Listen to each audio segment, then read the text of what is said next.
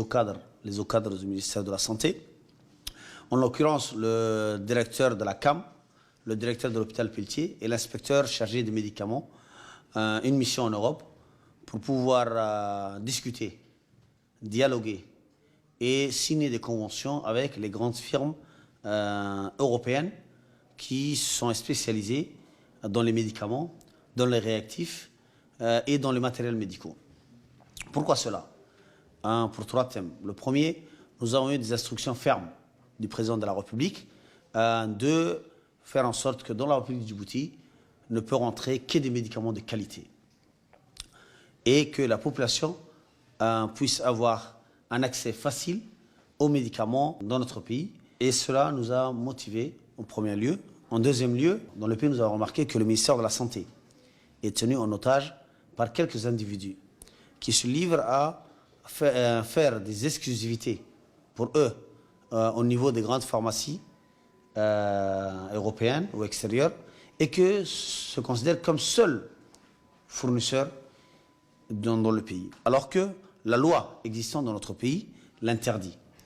Qu'est-ce qu'elle dit là? La loi dit que la CAM est la centrale d'achat de la République du Djibouti, celle qui doit se dédier à faire rentrer tous les médicaments dans le pays et postérieurement revendre eux, que ce soit au niveau de l'État ou que ce soit pour le privé ou pour les pharmacies.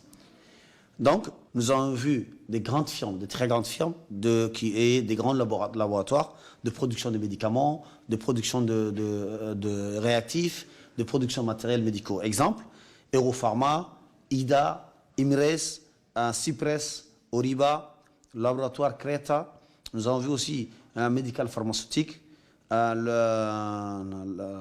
laboratoire de contrôle de qualité qui est CHMP. Nous avons vu MEC qui est aussi un producteur de médicaments et de matériel médical. Nous avons vu Planet Pharma qui est un grossiste dans tous les secteurs privés des médicaments spécialisés, c'est-à-dire médicaments que vendent les pharmacies. Il y a CSPE qui est aussi un grand grossiste et spécialisé dans la vente de matériel hospitalisé d'hôpital.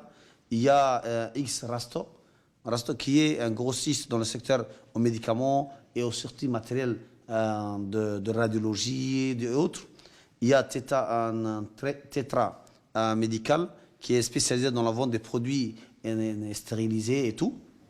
Et nous avons visité aussi différentes CHU, différents grands hôpitaux dans lesquels nous allons signer bientôt une convention avec eux de partenariat. Et dans un second temps, le ministre de la Santé, Dr Jama Meouki, nous a apporté donc des clarifications sur les processus d'uniformisation des tarifs des médicaments importés ainsi que sur le respect des mesures d'achat de ces médicaments qui ne doivent être fournis que sur présentation d'une ordonnance. Je vous propose de les suivre. Il y a une fluctuation des prix au niveau des pharmacies.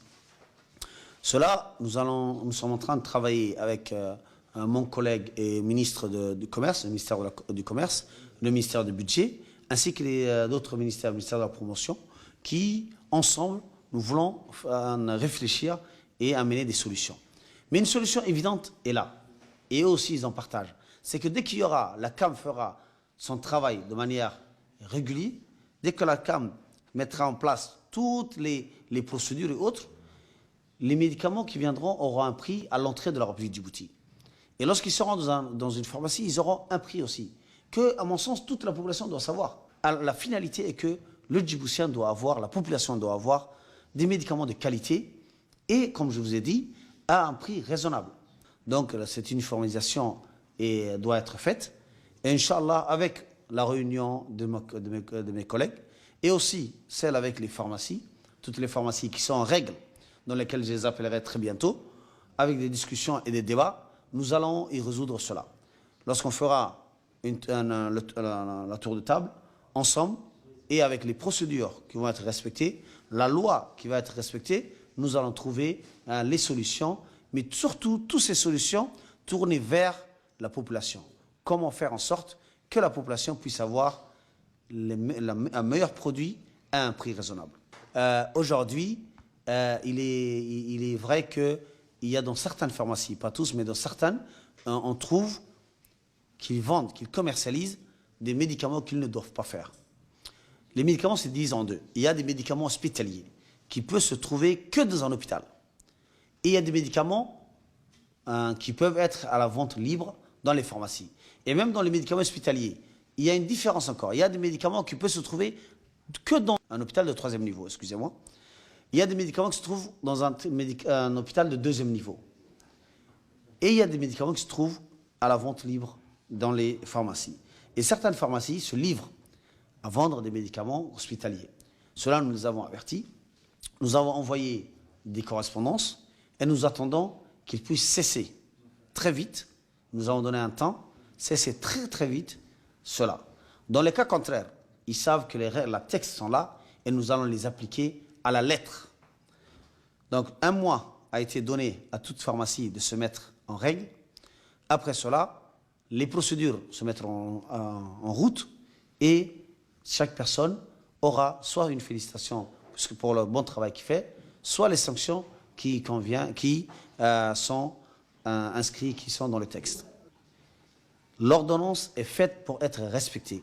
Un médecin qui s'est efforcé pour faire la différence entre les médicaments sans ordonnance, ceux de l'ordonnance, qui a fait son travail, qui a fait en sorte de s'acquitter de son devoir national, lorsqu'il voit que ces documents ne sont pas respectés, il est démoralisé aussi.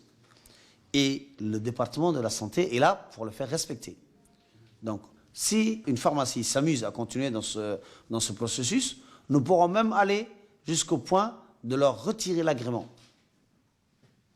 Dans ce cas-là, aujourd'hui j'informe la population et j'informe aux différentes pharmacies que tout médicament susceptible d'être vendu puisse être analysé. Les médicaments qui doivent être vendus sous ordonnance doivent être vendus sous ordonnance. Les médicaments de la vente libre à la vente libre. Donc, j'avertis encore une fois à tous les pharmacies de faire très attention à la vente des médicaments qui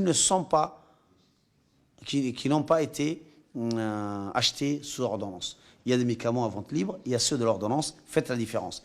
Il y a pire, il y a des médicaments dangereux, comme le psychotrope, comme l'hormone de croissance, ainsi de suite, que certaines pharmacies se livrent à vendre. Et que certains jeunes achètent, après ils partent dans les salles de musculation, après ils ont des problèmes cardiaques. Ces pharmacies vont être poursuivies pour les dégâts qu'ils causent à cette population. Donc, j'informe à toutes les pharmacies de la place qui doivent faire attention. Et j'encourage la population d'aller voir les médecins, d'aller se diriger vers les hôpitaux, qu'elles soient publics ou privés, et qu'ils aient des ordonnances et que le médecin leur prescrit s'ils ont droit ou pas à cela. Le ministère de la Santé fera respecter les règles et les textes existants à la lettre. Tout le monde doit s'y mettre sur le bon chemin.